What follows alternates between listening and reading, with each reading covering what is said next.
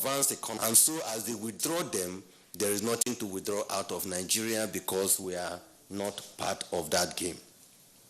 So I'd like to assure us that it's not affecting us. However, another stand will say, what has happened as a result of, or what caused the policy normalization in advanced economies is because of rising inflation. And I must say that it is the truth that inflation has attained unprecedented levels in these economies. Is it in America? Is it in Europe? And I'll read some, for instance.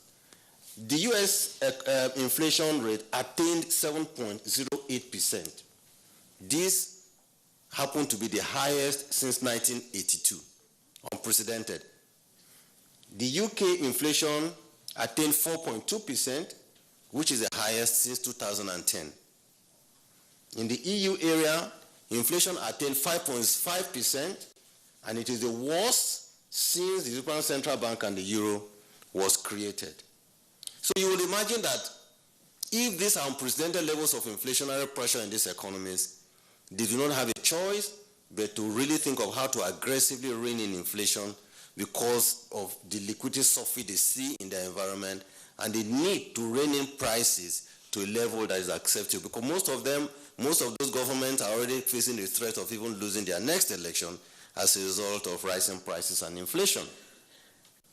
But for us in Nigeria, like I read, our challenge is not just inflation, but also growth.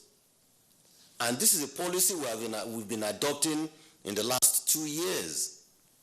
And if we feel that this policy is working well, there is no reason for us to for MPC to begin to contemplate a policy of tightening, because we see that we are somewhat moderately tightening the liquidity system through our administrative controls using CRR discretionary powers that we have.